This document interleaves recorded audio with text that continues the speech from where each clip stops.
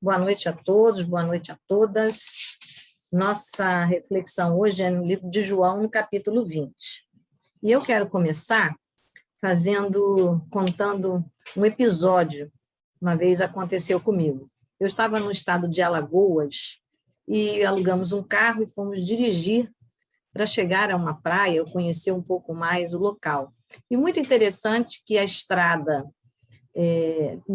ela estava cheia de informações. E, de repente, a informação sumiu e eu só via cana por tudo quanto é lado, um canavial.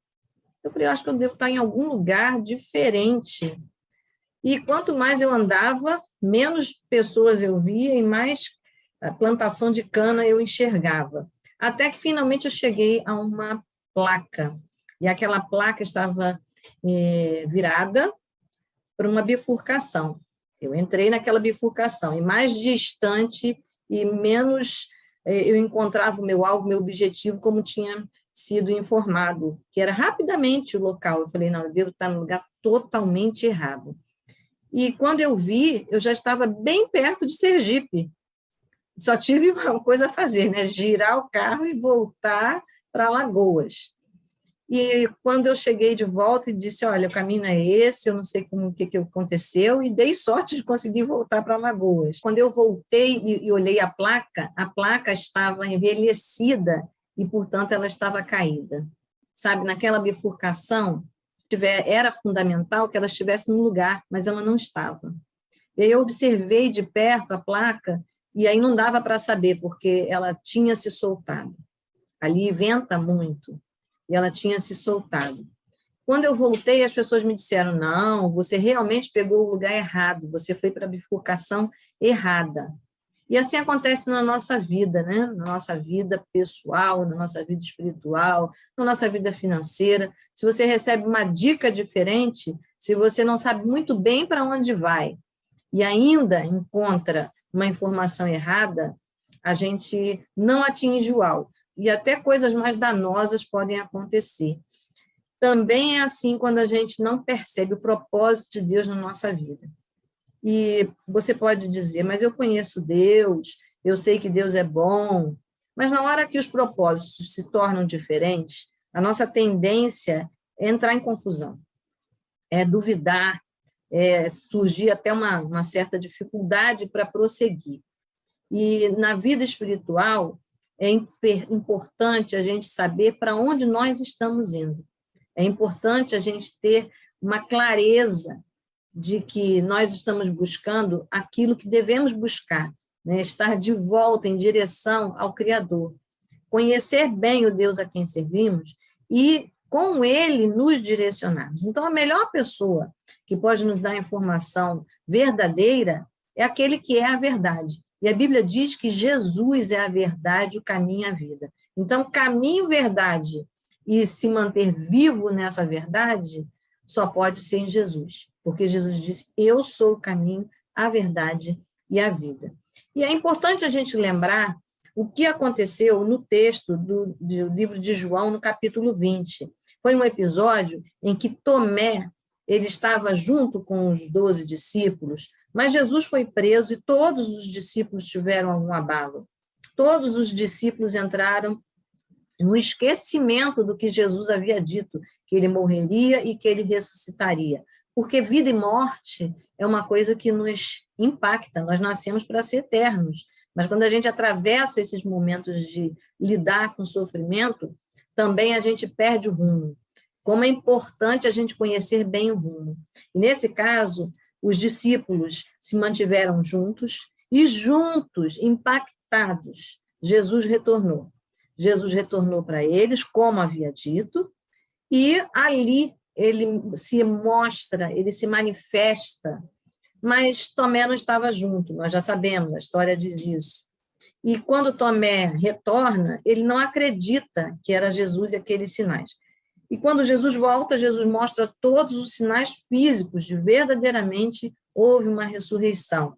E mostra para Tomé que bem-aventurados são aqueles que creram e não viram. Ou seja, Tomé, você precisa relembrar um princípio básico, que sem fé é impossível agradar a Deus. É preciso ter fé. Aquele que se aproxima de Deus precisa ter fé. E fé significa fidelidade. Fé significa crer e continuar crendo, independente do que as situações acontecem. E Jesus disse, bem-aventurados que não viram e creram. E logo a seguir, o texto diz que Jesus operou ali naquele lugar, e também em presença dos discípulos, muitos outros sinais, que não foram escritos neste livro, no livro de João. E estes, porém, foram escritos para que creiais que Jesus é o Cristo, o Filho de Deus, para que, crendo, tenhas vida em seu nome. Então, havia um propósito para a ressurreição, havia um propósito para a multiplicação dos pães, havia um propósito para a cura e o milagre do cego, havia um propósito quando Jesus libertou aquelas pessoas que estavam endemoniadas. Então, tudo tinha um propósito.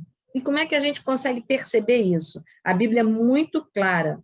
Diz aqui que Jesus operou muitos outros sinais. Então, muito mais do que está escrito na Bíblia foi o que Jesus fez. Mas aquilo que Jesus fez tinha um propósito. E o propósito era revelar alguma coisa. Assim como no começo da conversa, eu comecei dizendo que havia uma placa, e uma placa mal colocada, não sendo clara, essa placa também vai perder a função, assim também somos nós. Precisamos de uma orientação. E a orientação, a Bíblia é muito clara, ela diz que são sinais. Então, o que são sinais? Sinais é aquilo que verdadeiramente te orienta. Ela traz o significado e o reconhecimento pelo qual você deve buscar.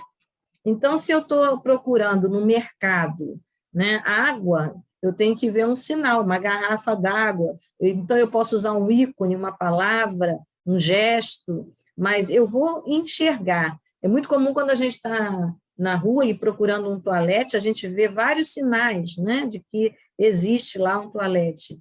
Na vida espiritual, Deus se incumbiu de deixar a sua palavra para que fosse orientando esse sinal. Mas sinal quer dizer alguma coisa. Então, o milagre que Jesus fazia não era propriamente só porque ele vinha curar e ele desejava que a pessoa ficasse boa. Não era só que ele desejasse que o cego enxergasse. Não era apenas que mostrasse que ele podia ressuscitar. Não era apenas mostrar que ele podia alimentar com pão. Não. Jesus tinha um propósito. Conhecer o propósito de Deus é reconhecer os sinais de Deus. É conhecer o propósito pelo qual Jesus, inclusive, veio ao mundo. E a Bíblia diz que Deus nos amou profundamente. E ele deixou provas de que ele era o Filho de Deus na Terra e ele continua sendo o Deus suficiente, o mesmo que multiplicou os pães, que curou o cego, que ressuscitou. Ele é o mesmo. A gente sabe que, pela palavra de Deus, o apóstolo Paulo teve uma experiência profunda e pessoal, mas ele reconheceu que naquela experiência era Deus. Então, como é importante a gente ter não só o símbolo, o sinal, mas saber a que esse sinal corresponde. Em outros países, quando a gente usa uma palavra, significa outra coisa. Quando a gente vai à Argentina, se você disser algumas palavras, você é mal interpretado, porque o que parece sonoramente no português, na Argentina tem um outro significado, no espanhol tem um outro significado. Aqui, entre os estados brasileiros, a gente também tem essas questões, né? Uma fruta aqui tem outro nome em outro estado.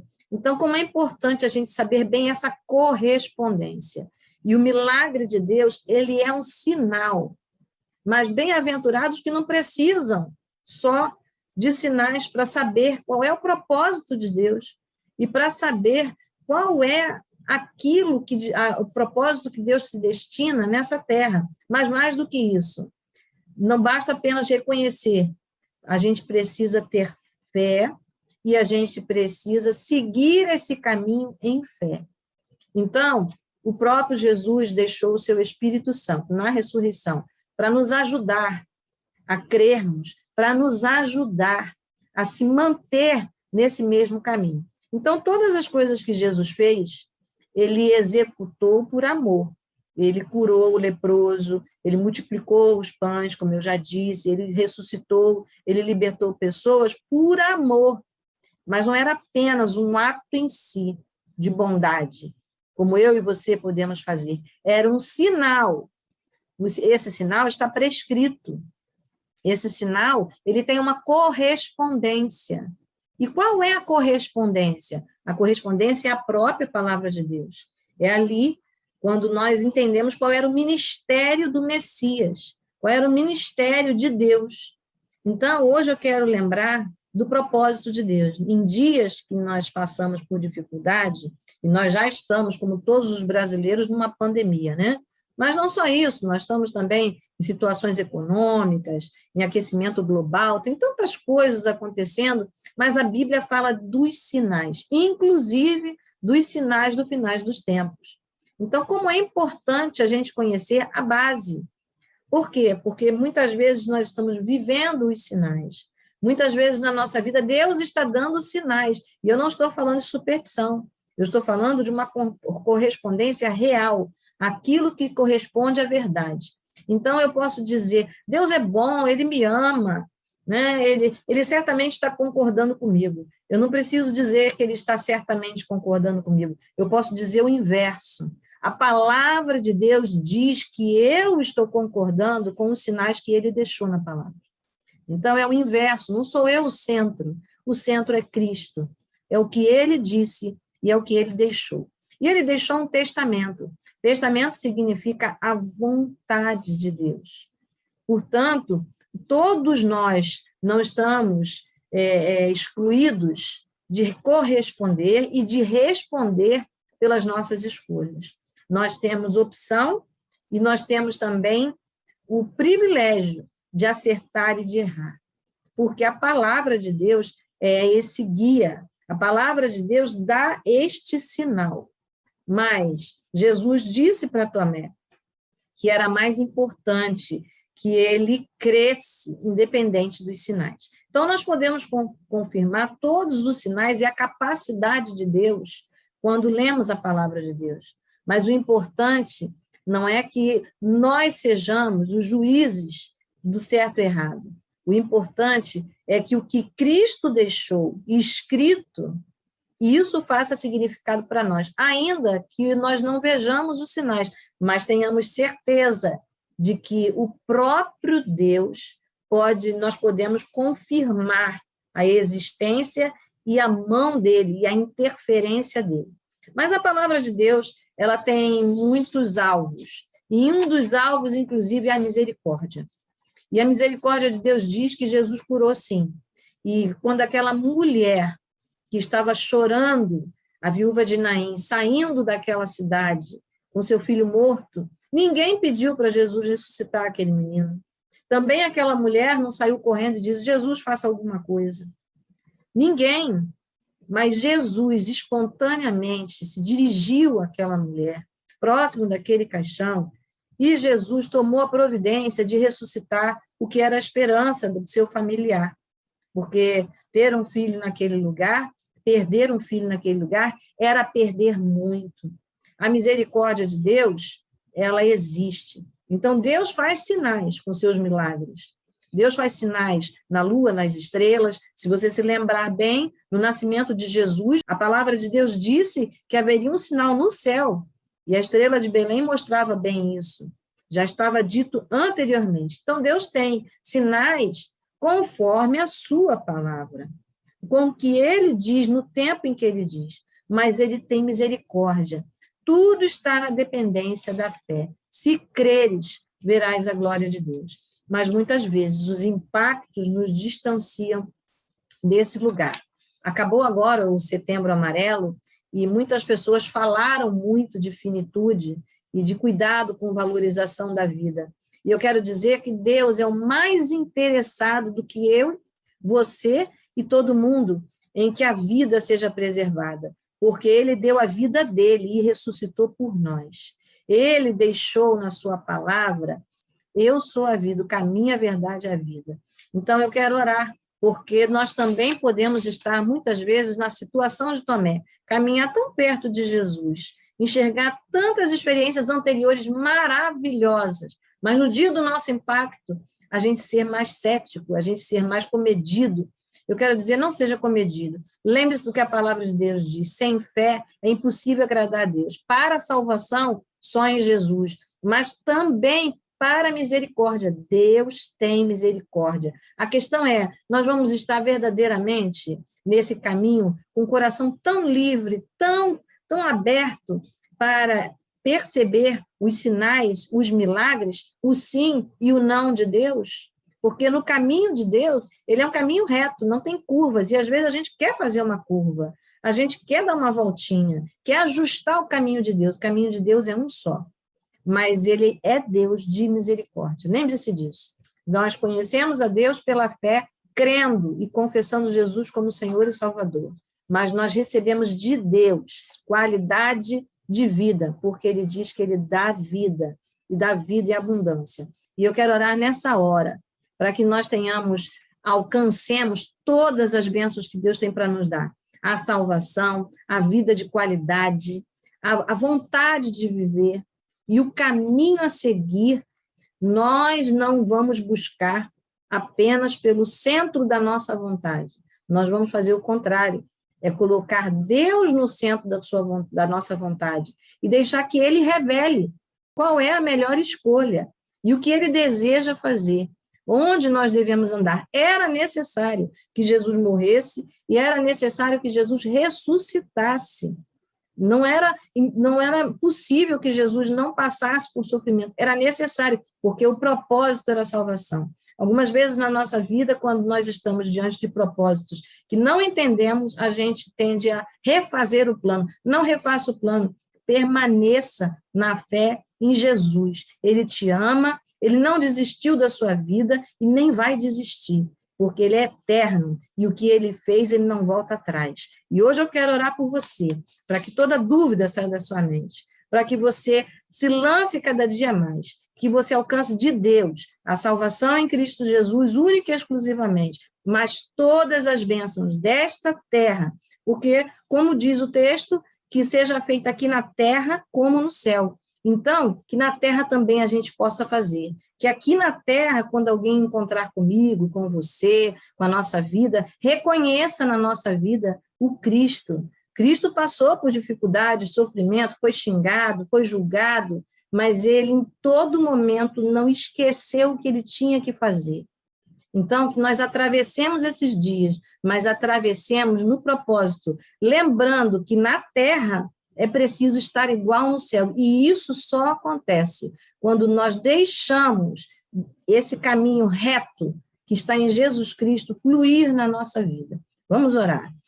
Senhor, eu quero te louvar, quero te agradecer, porque a tua palavra é clara, o Senhor tem muito mais para fazer na nossa vida. Os teus sinais, a tua marca, a tua presença, ela é maravilhosa. E nós queremos te pedir, ajuda-nos a conhecer as tuas maravilhas, os teus sinais na tua palavra, a reconhecer o que tu quer fazer na nossa vida dentro dos teus propósitos. Por isso, ajuda-nos, Senhor, a não nos impactarmos tanto e sairmos dos impactos, mas nos mantermos na palavra. Nós precisamos que o Senhor nos ajude, nos ensine a estarmos, Senhor, estáveis em Ti, que a nossa fé cresça, que no nome de Jesus nós queremos Te agradar, mas a Tua palavra ela é muito a prazer em buscar a Tua palavra e não precisar só dos sinais, mas conhecer e reconhecer quando os sinais estiverem diante de nós.